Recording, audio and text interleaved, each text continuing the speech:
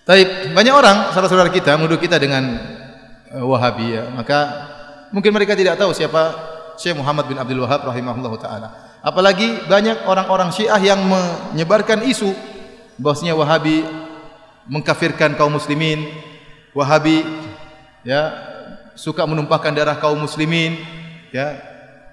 Dan macam-macam tuduhan. Wahabi mengharamkan ziarah kubur, Wahabi mengharamkan salawat kepada Nabi sallallahu alaihi wasallam, tuduhan yang dihembuskan. Kemudian tuduhan-tuduhan tersebut disambut oleh sebagian saudara-saudara kita.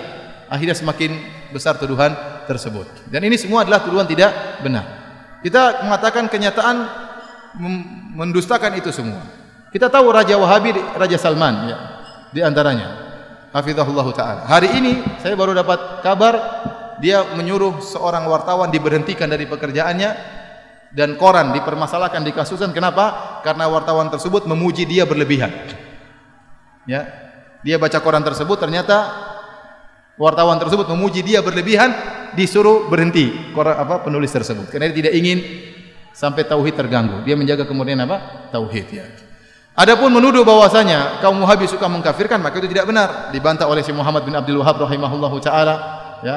Dan saya sedang menyusun juga tulisan tentang masalah itu, ya. Bagaimana Syekh Muhammad bin Wahab mengatakan kami tidak pernah mengkafirkan yang berkaitan dengan masalah 4 rukun, masalah salat, masalah zakat, puasa, haji. Kalau ada yang meninggalkan salat tidak dia kafirkan. Karena ini masih masalah khilafiyah di kalangan para ulama. Yang kami kafirkan hanyalah yang berkaitan dengan syahadatain. Kalau orang terjerumus dalam kesyirikan. Itu pun beliau mengatakan kami menjelaskan tentang masalah ini syirik, ini kekufuran. Adapun memvonis itu masalah lain. Makanya beliau dalam pernyataan mengatakan bagaimana kami mengkafirkan orang-orang sementara ada orang yang beribadah di kuburan Ahmad Al-Badawi tidak kami kafirkan karena dia tidak tahu. Bagaimana kemudian kami dituduh mengkafirkan orang-orang? Apalagi kemudian dituduhkan suka menumpahkan darah kaum muslimin. Apakah ada jemaah haji yang pergi ke Arab Saudi ketakutan dibunuh oleh orang Arab Saudi? Bukankah Saudi itu sarangnya Wahabi? Semua penduduk Saudi rata-rata Wahabi. Apakah ada jemaah haji yang ketakutan kalau ketemu orang Arab Saudi? Ya. Yang akan dirampas hartanya, akan dibunuh? Enggak ada, itu omong kosong. Atau kalau Arab Saudi memberi bantuan gratisan banyak, pelayanan. Ya. Bahkan Raja Salman kalau sudah memberikan bantuan, sebelumnya Raja Malik Abdullah, kalau sudah beri bantuan kemana saja? Suriah dibantu luar biasa. Jutaan orang Suriah dibantu di Arab Saudi. Ya. Kemudian bantuan terhadap Palestina. Kumpulin duit langsung entah berapa triliun langsung dikirim ke Palestina. Bantuan. Yang ini jarang diekspos. Di tanah air kita juga banyak bantuan. Ya. Banyak masjid-masjid dibangun. Ya. Sering yang membangun masjid tidak tanya-tanya apakah masjidnya itu orangnya tahlilan atau tidak. Tidak ada pertanyaan. Pokoknya butuh masjid bangun. Betapa banyak orang bangun masjid. Tidak ditanya mauludan atau tahlilan. Tidak, bangun masjid. Betapa banyak pondok-pondok dibantu. Ya. Ya. Kemudian juga ya Suriah, Yaman dibantu. Secara madhab kalau kita bicara akidah ada perbedaan. Ya.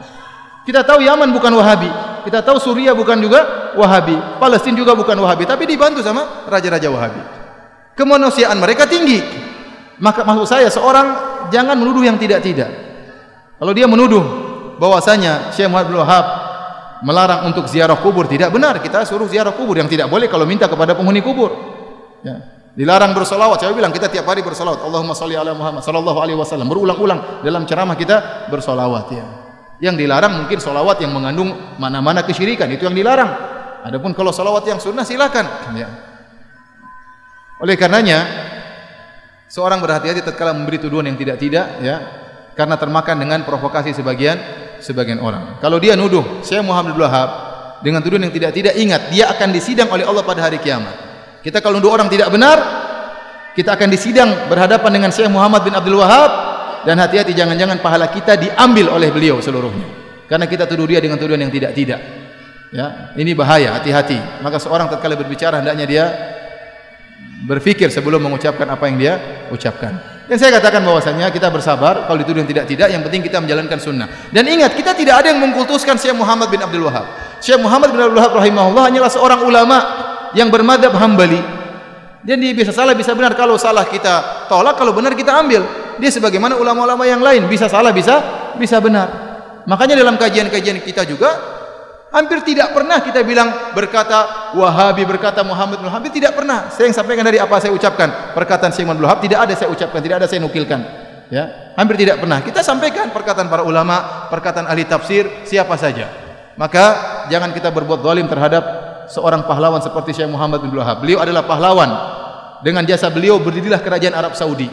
Dengan jasa beliau berdirilah kerajaan Arab Saudi. Yang sekarang kita bisa merasakan kenikmatan adanya kerajaan Arab Saudi. Ya.